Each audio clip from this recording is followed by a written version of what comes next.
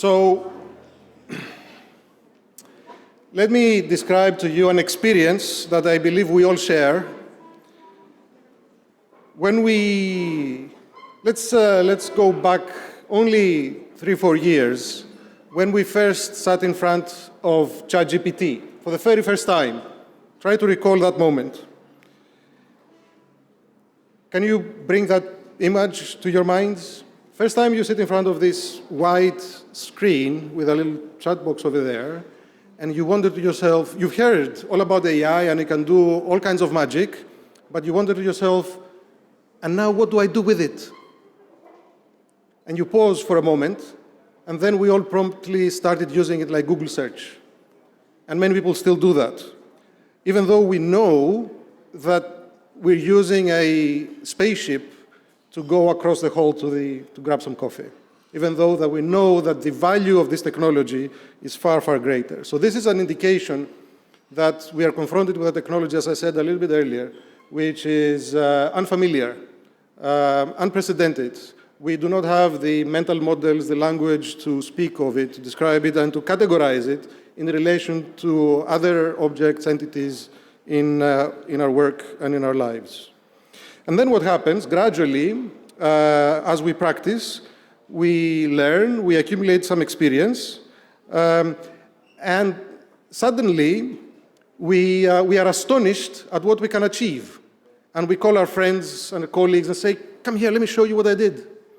And what we have accomplished at that moment is nothing less than an invention. We have invented something, a tiny perhaps invention, or a greater one, doesn't matter. We have invented a new way of doing our work. And we have invented something not by ourselves, but in collaboration. We have co-invented it with our new colleague, our new best friend, whatever you call it yourselves. And if you're using the voice interface, you can actually give it a name, right? So this happens at the individual level, it happens at the enterprise level, and of course, so the companies are inventing new ways of working, and of course, it's more slowly, it happens at the economy level. And this is not something new. This is something that we've seen before with computers, with the internet, with mobile telephony and smartphones, and now it's the AI. So there is one authority in the world who has studied all those general purpose technologies, the computer, the internet, the mobile telephony. He has studied them systematically over the years, and he's here with us today to show the bumpy road from a breakthrough discovery to economic value creation. Shane Greenstein is the Martin Marshall Professor of Business Administration at Harvard Business School and co-founder of the National Bureau of Economic Research Program on the Economics of Digitization. His book, How the Internet Became Commercial, traced the economic history of how, in less than a decade, the internet went from being a series of loosely connected military and university networks to the powerful economic engine that it became in a short period of time. His Harvard Business School case studies are being taught all over the world and reveal the makings of technological revolutions from a first-hand account. Today, we are speculating, experts are speculating the potential multi-billion-dollar question, whether there is an AI bubble. And Shane is here to explain how those bubbles work, even though he's not going to give us investment advice. Is that right, Shane?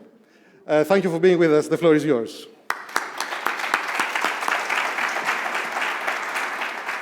Thank you. All right. Awesome.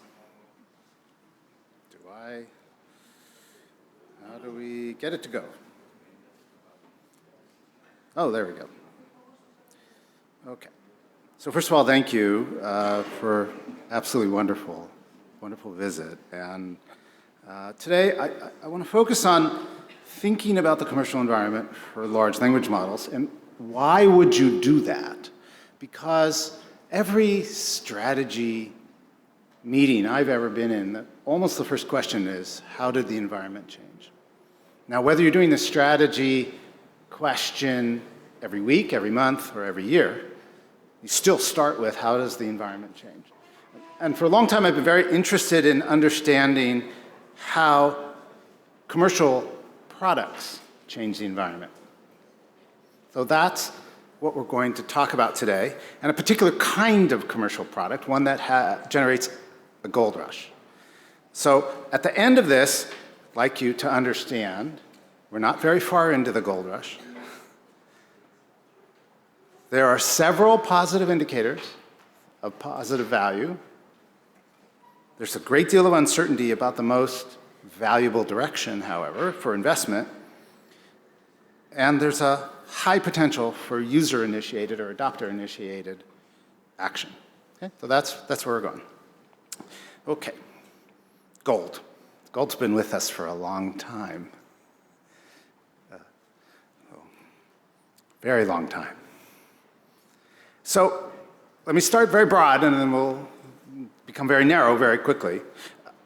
Commercial breakthroughs have three things you want to understand about them: their features, how you got there, how they change investment orientation. The core features of a commercial breakthrough is there's a period of prototype competition from launching new products that's generally aimed at early adopters, and eventually you get a breakthrough when it appeals widely. In addition, it's a commercial breakthrough when it threatens to change market leadership. You need those, all of those. You see multiple different paths for commercial breakthroughs. Today we'll just talk about one, which is a technology gold rush. But just to give you a sense, there are other paths. Accumulation of features. I like to call it a cat's feet surprise, something that comes up very silently. Accumulation of co-invention. We'll talk a bit about that as well, and platforms, which we've gotten a lot about, so I probably won't say much about it today. And then investment reorients typically in four different ways. You get investment in frontier picks and shovels. We'll talk about that. Changes in co-invention. Thank you for that introduction. I could not have explained it as well. That was wonderful. A third one, which we'll just for the time being call digital dark matter. That is exploiting less visible, unpriced inputs. And last one, entrepreneurial efforts to exploit gaps. So let me give you some examples. This has been with us for a long time. My favorite example is the microwave oven. You may remember the commercial breakthrough in microwave ovens was the Amana radar range in 1967. Why was it a breakthrough? Because it was the first one to be inexpensive and reliable enough that you could put it in and small enough, by the way, size mattered, so that you could put it in a home. It was still $5,000 so it was not cheap, but it was cheap enough that people were willing to buy it. It had 20 years of prototypes before that. It had accumulated features over a long period of time. This is the classic accumulation. Another one, many of you may remember, the IBM PC, had broad appeal to business. Half a decade of prototypes before that, typically aimed at enthusiasts and early adopters. There was a gold rush after that introduction into the application market, and IBM benefited for years, became a leader in that field. Okay, now let me go a little more. You probably care more about current events. Another one is the Wi-Fi router. So that happened in our lifetime. That emerged from rivalry between Apple, Dell, and Intel after many years of prototypes. Again, about a decade of prototyping there, and it was a cat feet surprise. Nobody saw it coming. And that's fine, those happen. A third one, Netflix. 2007 it was established. It was not a reliable technology until about 2014. It was quite difficult to get a low-cost, reliable, high-quality, long streaming service. That's what it does.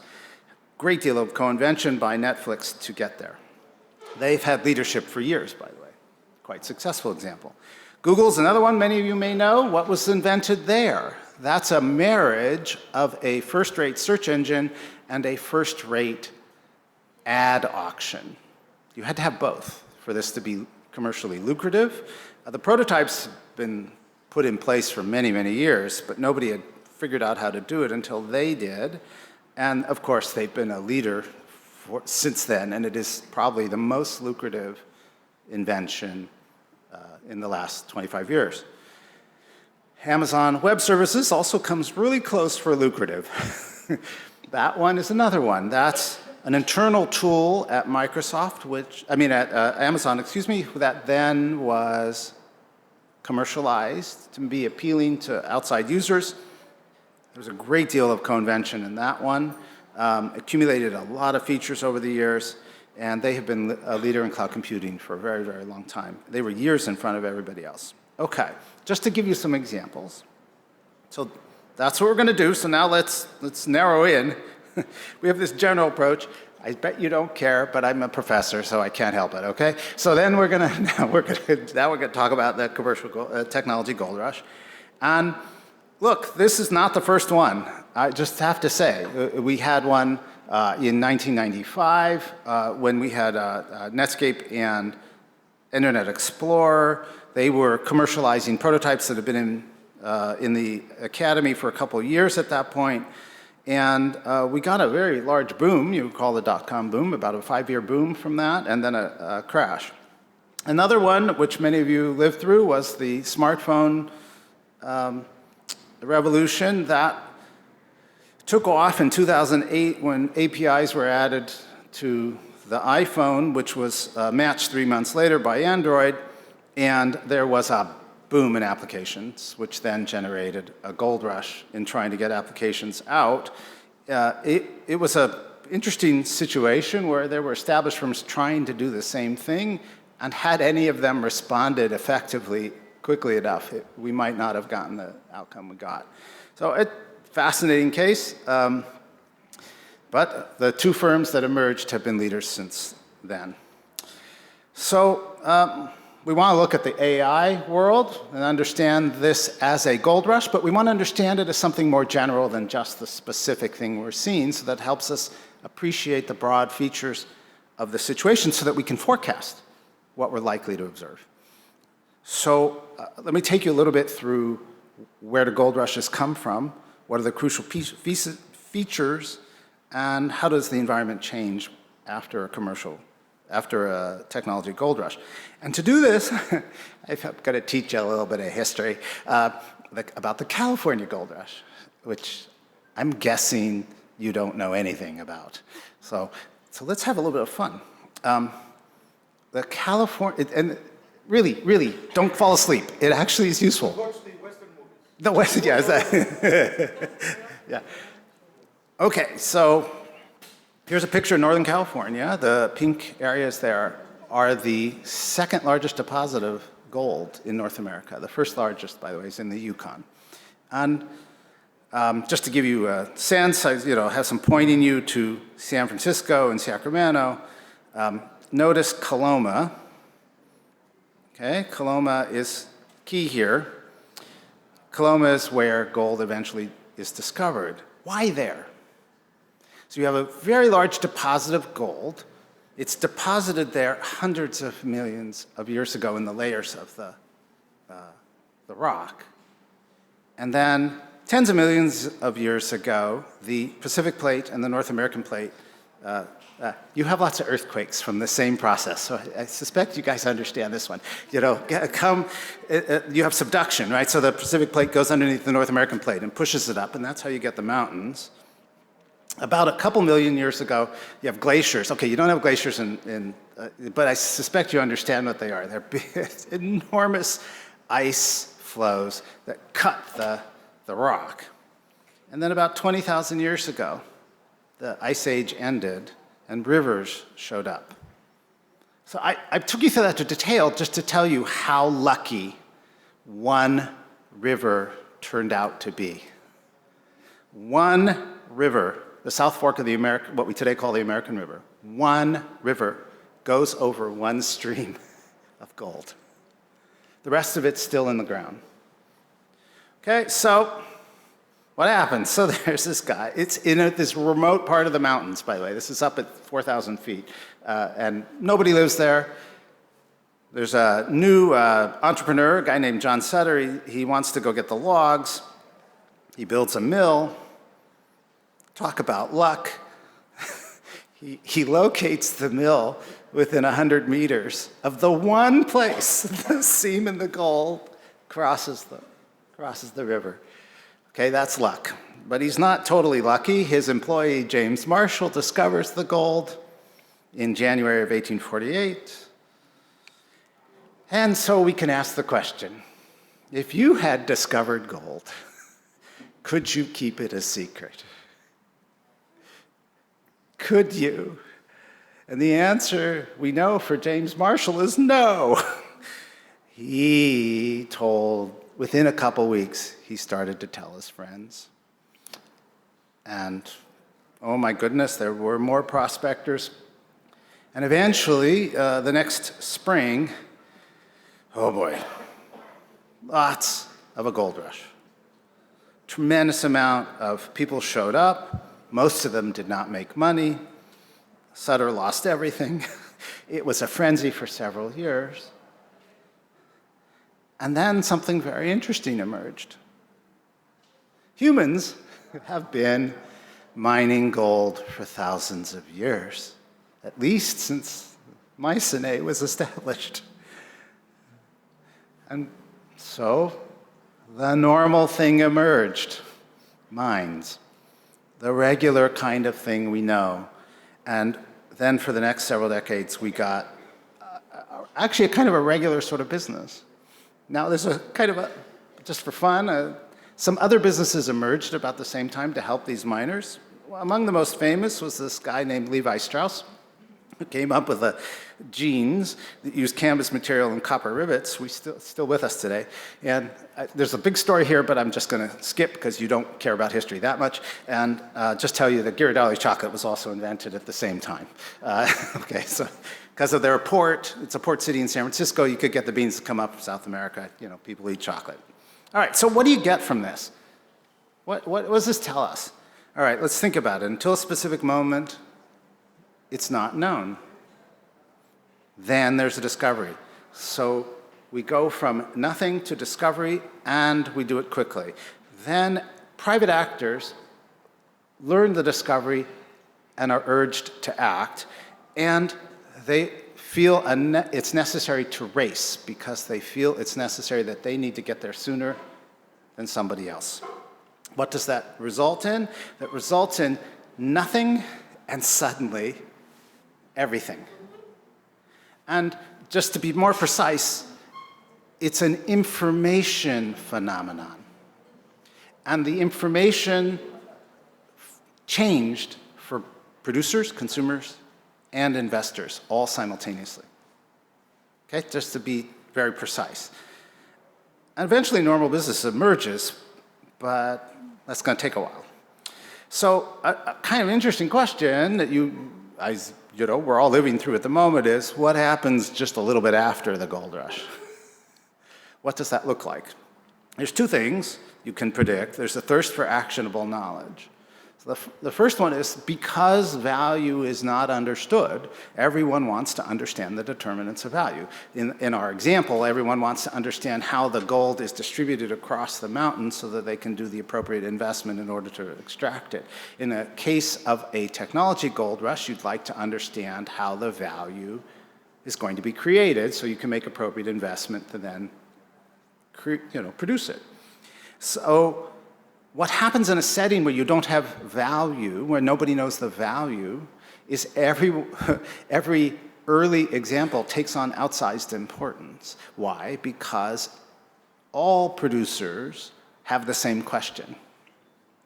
And it's not an idiosyncratic question. So it's what's called correlated. Everyone's valuations are correlated. Stock markets, by the way, don't handle that very well, typically. We're going to get to this. The other thing you do is reorientation investment, which I could talk about a lot historically. I suspect you don't care, that you would like to talk about the present. So I'm going to go and talk about, instead of PCs and the commercial internet, let's talk about large language models. And again, I want to give you the four categories. Investment will be reoriented in four ways around frontier picks and shovels, co-invention, digital dark matter, and entrepreneurial effort. Just to say that again, frontier pick and shovel, that is, now be precise, there's going to be a technically novel tool or infrastructure or service that enables others to pursue high-risk opportunities. Historically, Amazon Web Services is a great example of this. But we should expect another one here. And of course, it should immediately pop into your mind as OpenAI being that example. But we're going to see more than that. You should expect co-invention, that is the adoption of invention of a complementary process and service in order to create value by taking that frontier pick and shovel and then adapting it to the service that you see. Again, historically, Netflix is the example I like to use. They had to change both process and the customer-facing things in order to have value. Digital dark matter, I like to use this phrase. Okay, dark matter, those, physics, that's the stuff that's out in the galaxy. We know it's there, we just don't know how much is there. Okay, so the digital part. The equivalent of that, we don't know how much is there because it's not priced. Okay, so there's digital technologies have this institutionally very unique characteristic that there are a lot of unpriced assets because, essentially because we have open source. And by the way, if any of the CIOs in the room, how valuable is the open source in your firm? You know it matters, right? You know it matters because you put $1 on it, or a euro on it.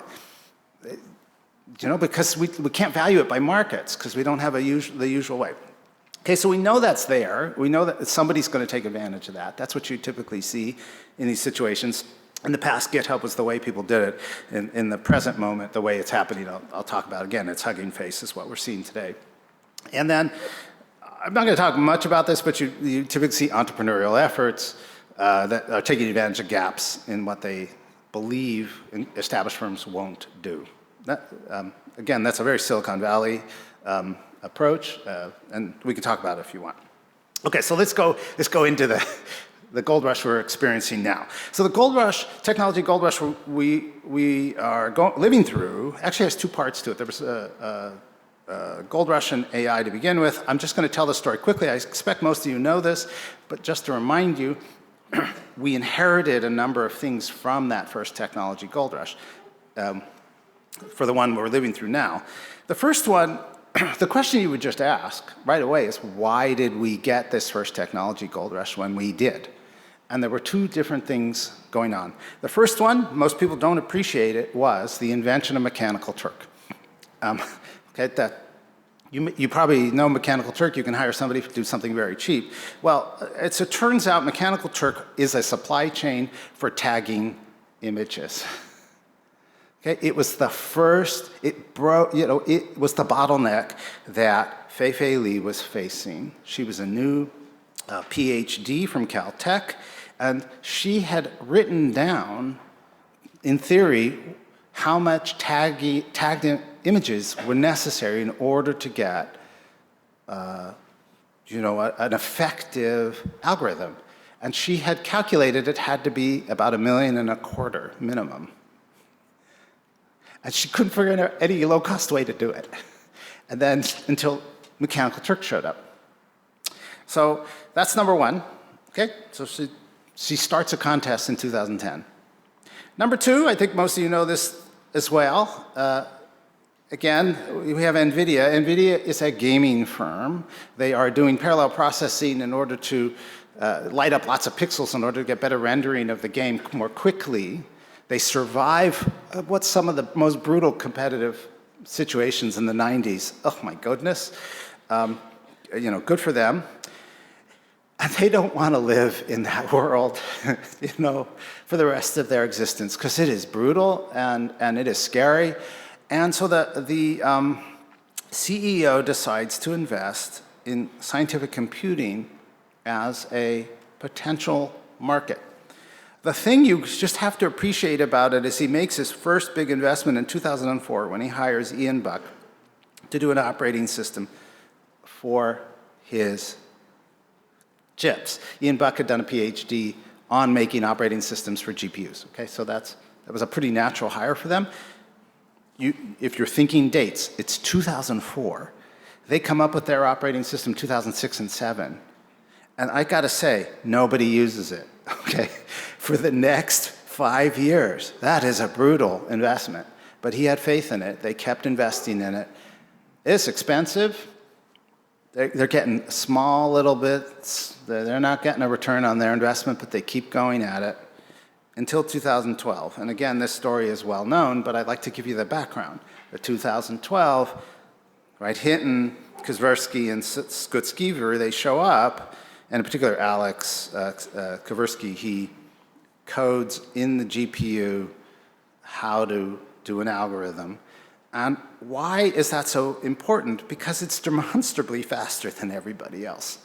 And again, just to emphasize it, because we are here, this is where we are still using GPUs. Why is it demonstrably faster? Because the CPU has to do one calculation at a time. The GPU can do multiple calculations. So what they do when they enter the ImageNet contest is they have a working algorithm faster than anybody else, and then they spend the rest of the time refining it. This is totally normal today, right? This is what everyone does. But they were the first ones to figure out you could use the GPU to save time, and then you could do the refinement. And oh my gosh, they were just so much better than everybody else. And you just never see this. In the history of science, you just never see this. Everybody just switched, right? Everyone said, that's better, fine, okay, I give up. And everyone switches. So from 2012 to 2013, we all go to neural nets, and that's the end of it. And we're still there, by the way. Right? That's a kind of an amazing thing to see. Okay, so those things, two things come together, and let's just talk a little bit about the gold rush that happens here. It's not nearly as big as the one we're experiencing now, but we do get a gold rush. And what happens? Well, first things first, handwriting recognition. So the post office uses handwriting recognition. Now, they were already trying to do this. But this was way better, right? It doesn't make errors. Banks immediately start to use it. Again, I want to concede the point. Banks were trying to do this. So it's not like it was new. It wasn't a new idea. But boy, was this, right? It didn't make errors. And the big costly thing in banks is when you do this is if you have a mistake, it is a costly thing for them. So it just reduces errors, and banks start using it. Other things become a little bit more subtle because, again, we inherit this from this era. The firms in the Valley, two of the biggest firms in the Valley, Google and Meta, start a fairly intense competition for the small number of very technically adept talent who can handle this stuff. And it's a couple thousand people at the time. And what they do is they adopt policies for open publication, because that's what attracts the labor market. The people who have this kind of talent don't want to come to a private firm unless they get to publish their papers. That's it. And so both firms give in. They take slightly different approaches. It's a very interesting, little case study. Google allows TensorFlow to be publicly available for anybody. Meta allows PyTorch, puts in several $100 million behind PyTorch. And what happens is people use both of these systems intensively, and then they're trained before they even show up. So it makes onboarding cheaper. It gets the firms, keeps their reputations that they're on the frontier. It's very fascinating that this is the way they compete for technical talent. The key thing I want to leave with you is it's unpriced. Everybody just learns this. It's open. You don't have to pay anything. Okay, and we're still. This is still with us today. It's changing now. I mean, one of my forecasts will be this is going to change because you can kind of tell because Transformers works a little differently, and this isn't really going to be the framework anymore. Okay, let's keep going. So after that, we do see a boom of co-invention. Let me just give a couple examples. One in your iPhone, we're using neural nets to do automated focusing of the camera. I mean, how the hell does that thing work? I mean, they got lenses that look like this, but they're using automated neural nets to do that. Another one that you probably are familiar with is automated vehicles. I like to bring this one up because, let's face it, it took much longer than anybody thought. Okay, but you couldn't do this unless the car could automatically see the stop sign and recognize it quickly. Okay, so that's another thing we're observing. It took a very long time. again, just want to show, we have the luxury of seeing a dozen years of this boom, so let's, what do we learn from it? Another thing we learned from this is some of the common forecasts just turn out to be not correct or misleading. Common forecast in 2015 is all radiologists would be unemployed by today. That has not happened. And for a number of reasons. Part of the reason is we don't have sufficient data to automate all 200 things that a radiologist does. We have sufficient data to radiate the common things. But of course, the common things were the easy things for radiologists to do. You have pneumonia, they can figure that out. We can automate that too. Okay. So the other problem is the radiologists spend most of their time talking to doctors and talking to patients. So you don't automate that yet. Not yet, anyway. So and they also trust their own judgment because they're doctors. And I'm married to one, so yeah, it's just what happens. I mean, so I get the goods with the bads. She can look in my ears, okay? It's really good. And when your kids want that, that's really awesome. Okay, so what happens, by the way, to this?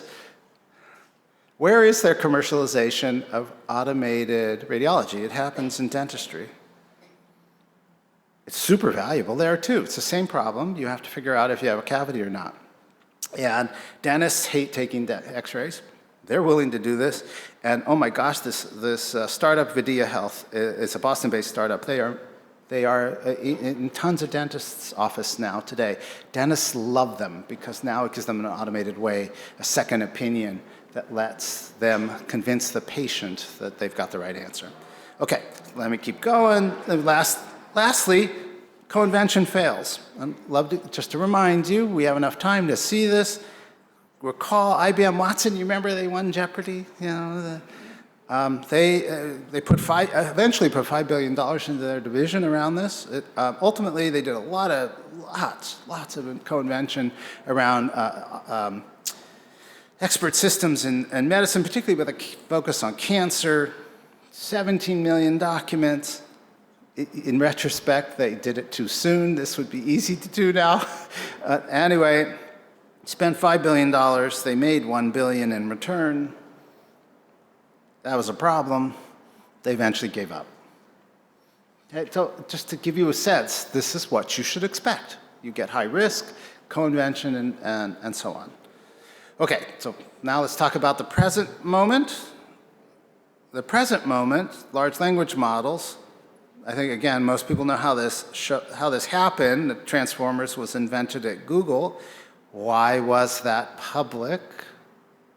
Because they inherited the institutions from the first one. So everybody started using it, including a startup called OpenAI. Okay? Everybody's experimenting publicly. We're seeing prototypes everywhere, and in November 2022, it works better than anybody else's large language model, and just to say it really quickly, it's trained on more parameters that more closely resemble human speech, and it has a format that's quite appealing, and it's very clear they had no idea that they were going to have such a wide appeal. They did not see it coming, okay? And you personally all experience this, but as a social scientist, I want to give some evidence that it was a surprise. Okay, so I went to Google Trends, just so you know, right? Evidence. This is evidence of what people search for. Okay, so you look at what people search for on Google, and do they search for ChatGPT, and you find fascinating. There's a before and after. Nobody searches before November 2022, and then searches grow like crazy. And I have done this in every audience I've ever given this talk and asked, can you find anything that gets more attention than ChatGPT in the first year of ChatGPT? And the answer is there's only one thing I've ever been able to find. Elon Musk, no. The Google things, no. Nothing ever works. But one thing works. Okay? And that's Taylor. Okay. And Travis. Oh my God, Travis. Okay. It turns out ChatGPT is not as big as a once-in-a-generation phenomenon. Okay, all right. So she's the Beatles, right? For those who are old enough in the room to remember. But okay, so ChatGPT, not quite.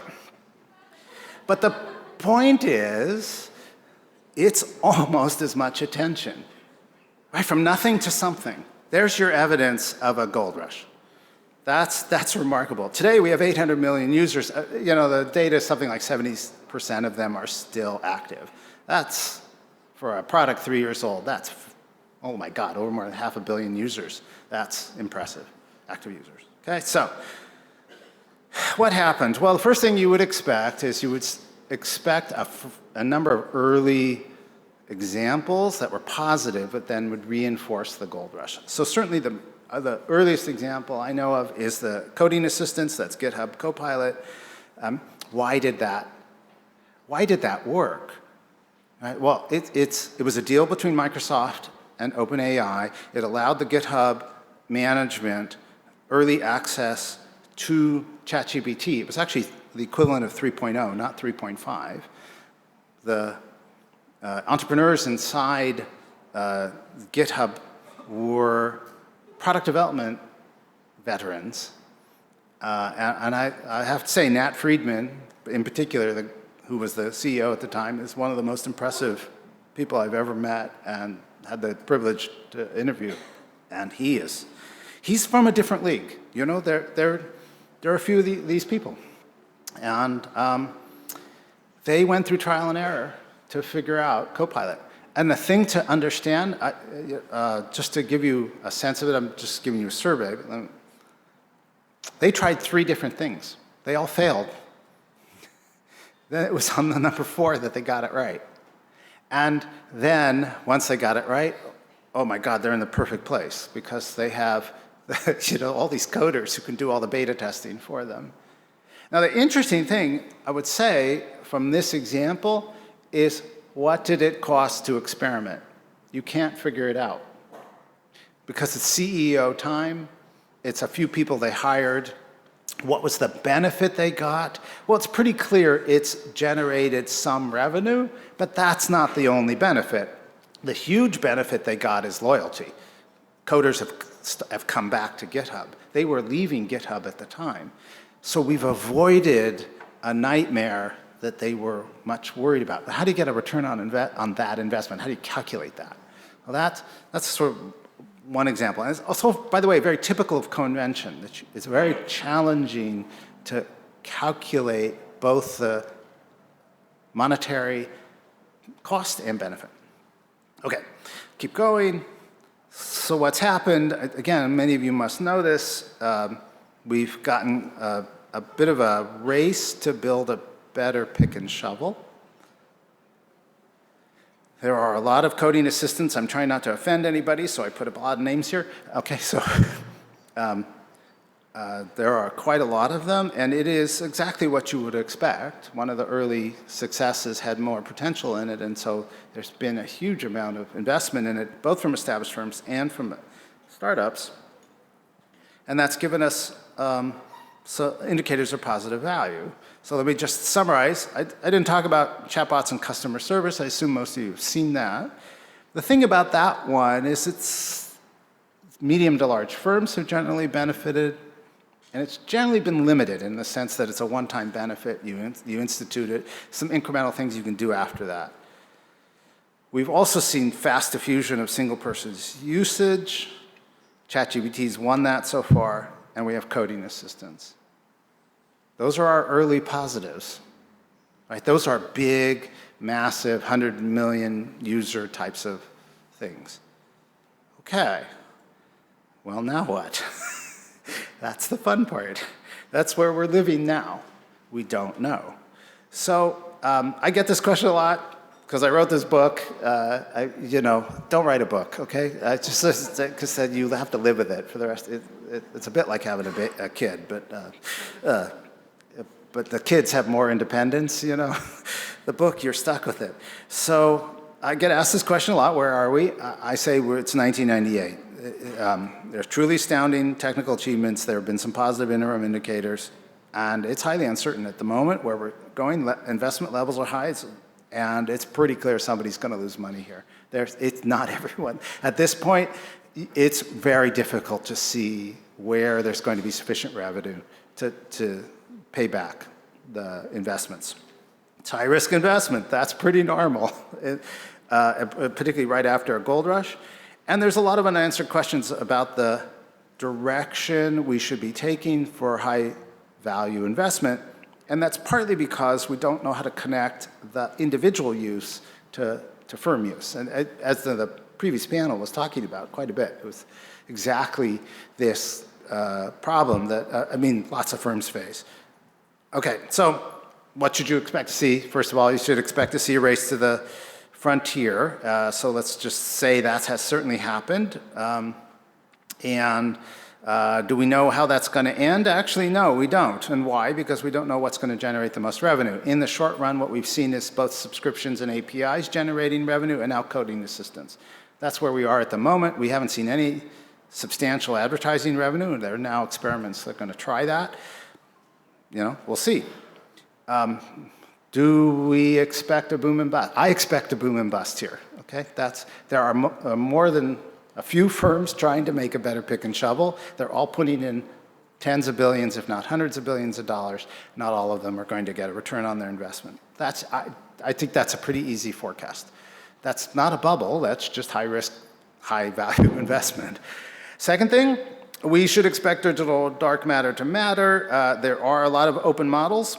They're much cheaper, they have fewer guardrails, and they need more co-invention. So we have seen resistance to using them and adopting them. And I'll return to this, but that's, again, I don't think that's a surprise. We've seen all kinds of interesting co-invention. I'd like to give you an example of one. I just love this example. I can't imagine there's a big market for country music in Greece, but nonetheless, there's a big market for country music in the United States. And so here we have Breaking Rust. He had his hit song, Walk My Walk, and it was the #1 Billboard country digital song. And there are all these different categories. I just say he was #1 in that category. Doesn't it kind of look like the Marlboro Man? It's a little bit. Okay, so anyway, he was created by AI, and so was his song.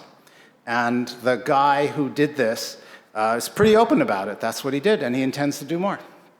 Like it or not, this is what's happening in song and art. If you look at any of the art you can buy now, a huge fraction of it is also AI, and a lot of media. Apparently, there was a great article, if you're interested, in the digital categories on Amazon under romance. A huge fraction of them are all now AI generated, and it's a hugely profitable category, by the way. It's just there. It's very hard to study, but a couple things you can see. Production speed has risen, and production cost has fallen, and there's an open question about what has happened to quality, about whether it's gone up or gone down. It's kind of what you can see. But this is pretty interesting, and we're not done. If you're in the online advertising world, you certainly see this as well. If you need a dog in your ad, you don't take a picture of a real dog anymore. Why would you? Right? They bark. They don't sit. You can just go and fake one, and it's fine. That's what's happening. Okay, so. Now we're in the world of speculation, so let me just do a little bit of speculation. I'm going to do a couple things, and let me be a little bit US-centric for the moment. Where do I see the opportunities and where do I see the issues? Vibe coding is sort of where a lot of opportunities are showing up right now. That is, coding being done by individuals. It's giving quite a lot of discretion to your employees, and it eliminates a lot of back and forth with the IT group and the IS group, and I've not met anybody who hates that. Right? Everybody loves that they can do this. It's enabling a certain amount of augmenting of repetitive technical work, and certainly in some professions, we're seeing some pretty big things already.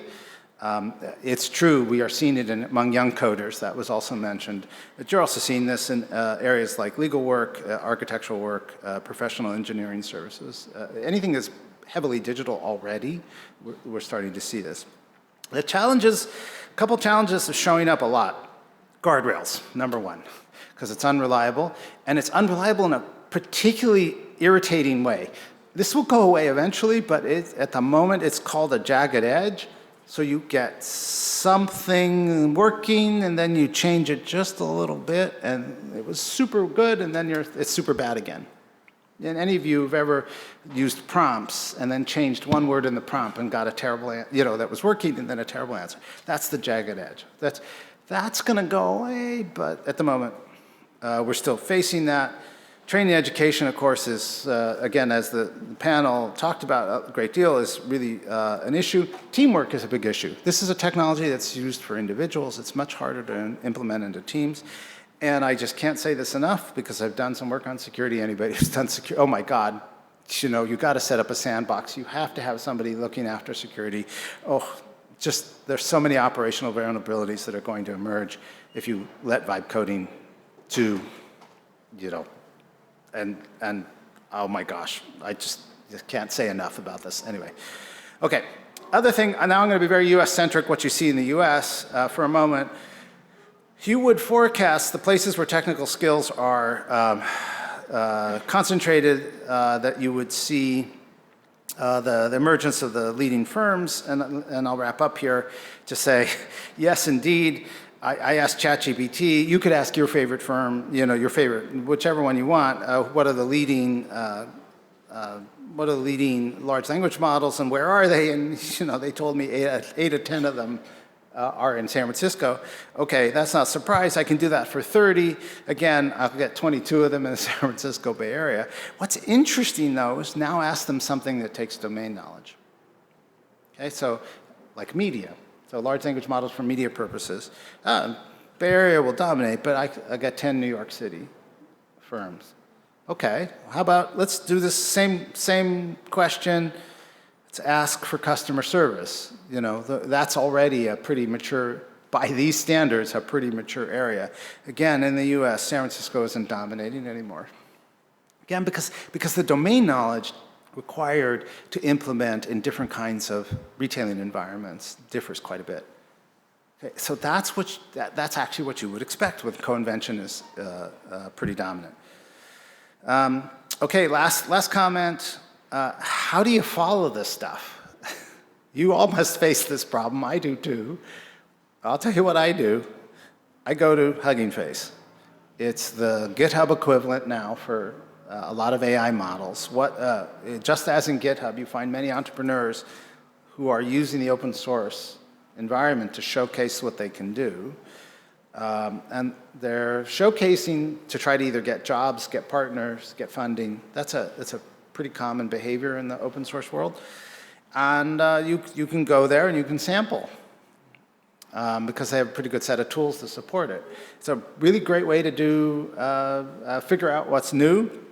And just I'll warn you, you can spend a lot of money too. Right? They'll give you a few tokens and you can have a lot of fun for an hour and then it'll cost you. So just, expect to walk. If you want to spend a whole day doing it, it's going to be a couple $100. Just know that, okay?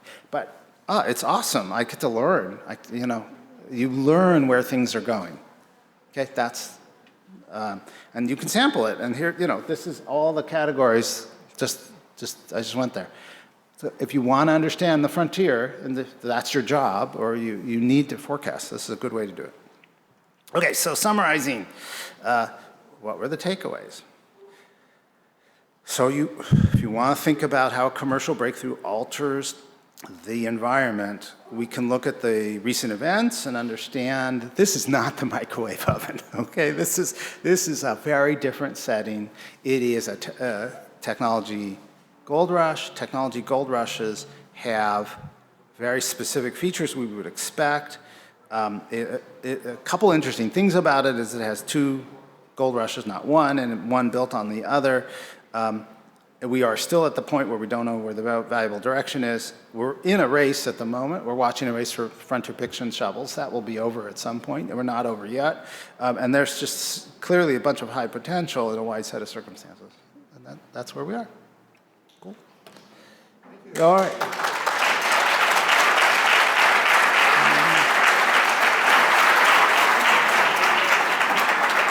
So we will open the floor to discussion, but I have a question to ask you first. Do you have a favorite project on Hugging Face that you that you monitor, or it's funny and interesting? Oh, a favorite application. Or a favorite space? Oh, space, yeah. I space. love the ones, there's a guy who does comics.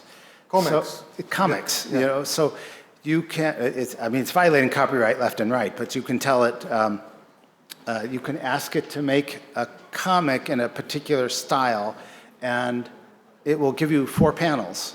And you can just say, I'd like Spider-Man to go save the universe from somebody, and it'll do it for you. Or you can say, okay, I'd like to do a biblical comic. I'd like King David to show up and defeat Goliath, and it'll do 4. And I'd like it in this style or that. I'd like it to do Japanese style, and so on. It's remarkable, and it'll just do it for you. And actually, by the way, kind of useful, right? If you're in the ad business, it helps you think about prototyping quite a bit.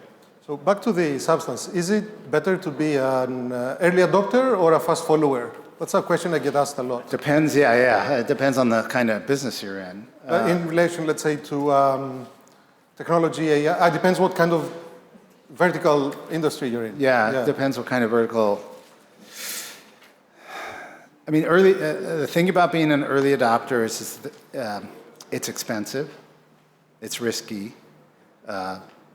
You have to hire people to do it. It can't be, typically can't be done by one person. And a lot of it's going to fail. So you have to have a sort of tolerance for that. The nice thing about following commercial breakthroughs is some of the features have been worked out. You get the benefits of the network effect. So you learn from other people. Costs have come down a little bit. They're still coming down. This stuff is still expensive, I mean, as anybody knows, but you could still burn $1,000 on tokens pretty fast. But it's much cheaper now than it used to be. So that, it's those trade-offs. And there's also are you doing something where getting the data exposed kills your business, so you have to think pretty hard about the risk of those situations. So for somebody in that sort of situation, I almost say don't be an early adopter. It's too risky. For example, in the agentic stuff, they have a little social networking site, Moltboat. A few people know that. Okay, man. That is risky. Just be very, very, very clear. That is you only do that if you know exactly what you're doing. Don't mess around. Yeah. So you're talking about OpenClaw, right? OpenClaw and the.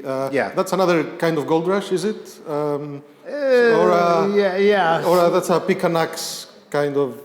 Where would you categorize that? Yeah, that's he's trying to be a new pick and shovel. Yeah. So he's trying to enable a set of tools that will allow other agentic software to work better. We'll see.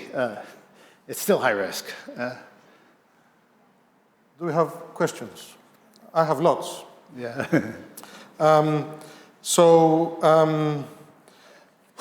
the return on investment, right? So isn't there a scenario where businesses, retailers, banks, and the rest generate so much productivity out of AI that they consume so many tokens that OpenAI survives and thrives and there is no bust? Yes, there is so OpenAI is, more recently just secured about $100 billion of commitment for some data center. They had to promise, to do that, they had to promise a revenue stream. Read it. They're presently at about $25 billion, by the way. Okay, that's coming from subscriptions and some API use. And they're projecting 20 additional billion in the next year. And then after that, they're projecting again another 20 billion. That's what they had to promise to secure that kind of loan. So that's pretty visible. We'll be able to see that. They are implementing some advertising on the subscription-based one, so they think they're going to make a lot of money doing that. That's So this it's is possible. Yeah. Yeah. So what are the obstacles to that working out? The obstacle is that the rest of the economy has to adopt fast enough, right? Yes, So that's right. And it businesses has to have generate enough value fast Yeah. enough that it's worth somebody's while Yeah. to pay for that. That's correct. And that requires a lot of new entrepreneurial activity, which is one of your Correct. dimensions of your slide, right? Yeah, so it's interesting because we're in, we have two structures that are now competing with each other, an open source structure and a proprietary structure. There are multiple firms in the proprietary structure, so just to be clear, I don't want to advantage one or the other. And they each have slightly different models of where they're going to get their revenue. Just to be clear, right, Anthropic has really doubled down on the coding assistance and getting its revenue from that source. And at the moment, again, this year, there's something at just south of $20 billion. So that's pretty good for a firm that's not very old. But then there's this open source world. You can find a fair number of startups who will use the open source examples, and then they'll go into a particular vertical, like architecture. You see this law, you see this. That's what they're doing. And that's also a viable path, potentially. And the interesting thing is you see multiple firms doing those things, like the really obvious ones. Yeah. Yeah. But then you have the established incumbents, legacy companies, Yeah. and they need to figure out ways to absorb the technology without destroying their business models. Right, or transition or they have to transition their business model, right? Somehow. Which is the big question for Google. Also for Microsoft, to be fair, and a major question for Meta. And we could talk about that all day. What's interesting, what I find interesting about them, we were talking about this last night. What I find interesting about them is, for Google, the bar is don't lose too much. They just don't want their business to go away. So, and they were already pretty cash rich. That's a pretty good place to be sitting, as opposed to OpenAI, which is we have to pay back the loans. So you have to generate enough revenue in the next 3 years so that somebody doesn't call the loan on them. NVIDIA is like another example. NVIDIA is like really connected to the number of these investments. And so they have a lot of they're taking on quite a bit of risk. So go. Yeah. Yes, Costin, go ahead. Yeah. Wait a minute, wait. And I have to say, if I can make my last joke, just as you're getting ready, I always like to say this. The other set of people who are taking on tons of risk at the moment is everybody who owns real estate in San Francisco. And because most people have a high fraction of their wealth in their home, it's actually kind of a kind of scary thing if you're willing to take on that risk. Yeah, sorry. Yeah. My question has to do with regulation, and where do you stand towards that? In Europe, we're highly regulated. We regulate AI. In the States, you follow a different approach on that. What's your feeling on that? Where do you stand? I'm a bit surprised, I think is actually what I would say. I think I thought, like a lot of others, that there would be differentiation upon using language. That we'd get a pop-up of, a bunch of different flowers, one in Norwegian and one in Greek and one in French and one in Czech and one in Polish. That's actually, honestly, it's what I thought. And that doesn't seem to be happening, to my surprise, that the big firms have managed to at least make something good enough in non-English so far. And that has surprised me. I did not expect that. Mistral, for example, really did invest heavily in trying to be the French version. I didn't invest any real money in it, so I have nothing at stake. But I thought that was a pretty good strategy. When you look at what many of the Chinese firms are doing, that's definitely one of the ways they hope to differentiate. You look at what's happening in India, it's also a way many of those firms hope to differentiate. So I thought that was going to happen. It hasn't, apparently. I ask friends who are bilingual all the time, how good is the translation? And people tell me it's pretty good. I have a colleague who's an Italian native, and she wants her kids to be fluent, and she reads to them in Italian every night, and and they pick up English at the school, and she just puts a story into ChatGPT, and she says, and she gets it in Italian and reads it to them. Like, she says, yeah, it's fine, and she's native in Italian. Like, wow, that's in the last year. So just to date that observation, it's a recent thing. So I have to say, I find that surprising. There's got to be more opportunity than just that, but that one apparently. So, do you have more in mind, by the way? What do you think about? Oh.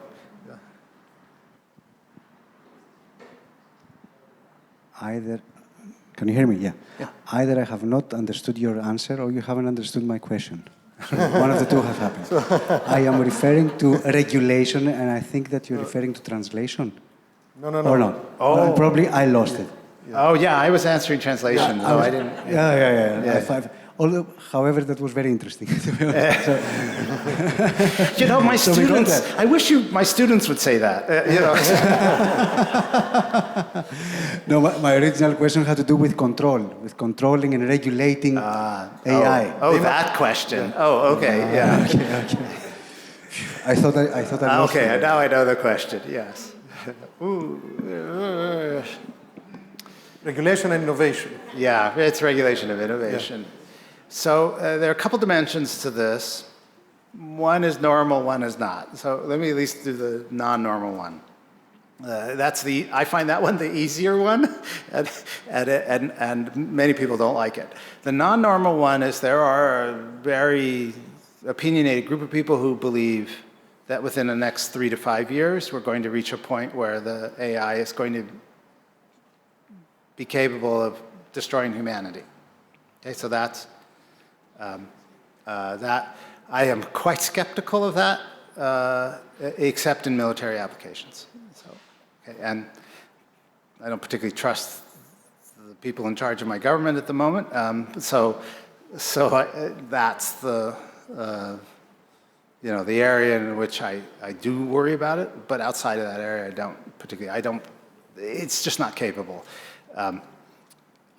Now, that's a unique to this technology kind of part of it. There's this other part, which is particularly issues in copyright, for example, where I think the free-for-all we are presently living with is not sustainable. That has to be addressed. It's not certainly in the U.S. I don't see the U.S. Congress doing anything. So this Congress in particular, and this administration in particular, it's antithetical. And they just don't want to. But the courts are quite sensitive to copyright issues, and so there's things running their way through the courts. If we could come to a national understanding of compensating copyright holders, that would be a healthy thing to have. But should the government constrain certain types of AI risks? Yeah, that question, outside of the military, I don't see that except, maybe an infrastructure. Because you don't want an agentic AI working on your electrical grid. You don't want to bring it down the grid. There are areas like that I would be worried about.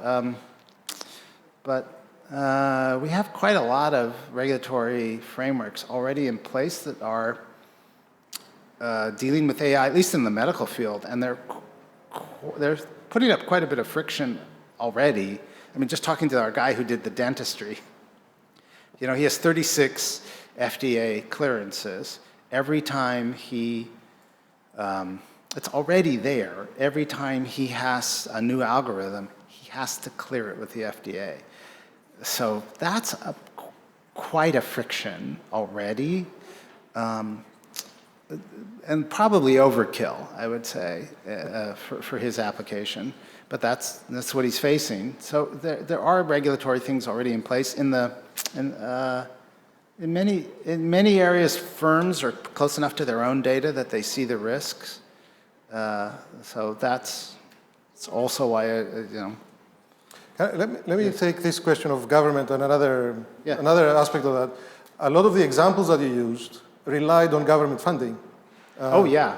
Okay. Yeah. So how important? We know it has been important. Should it be more important? Should the government be more proactive in supporting some of the levers, the four levers that you mentioned? Well, the easy answer is subsidies are way better than tariffs. There's a lot of economics around that. There's 200 years of a conversation around that one. I don't think I have to tell anybody in the room this. So that's the easy one. And subsidies take particular form. Now, let's be more concrete. Education is effectively a subsidy. So, at least in the U.S. context, the National Science Foundation trains graduate students. That is effectively an industry subsidy. And we should just acknowledge that, because such a high fraction of PhDs out of the computer science, universities who get PhDs in computer science go to industry. So we are effectively subsidizing their education through the National Science Foundation.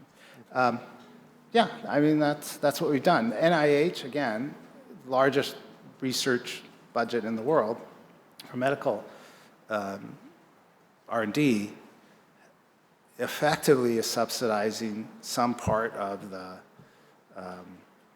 use of AI in medical applications to the extent that funding continues. And again, I'm not shy about saying, I think we've already cut enough, and I don't particularly care for the amount of cutting we've seen. But I'm a university professor, and nobody cares what I think. So, it's, there's that. I think that those kinds of subsidies.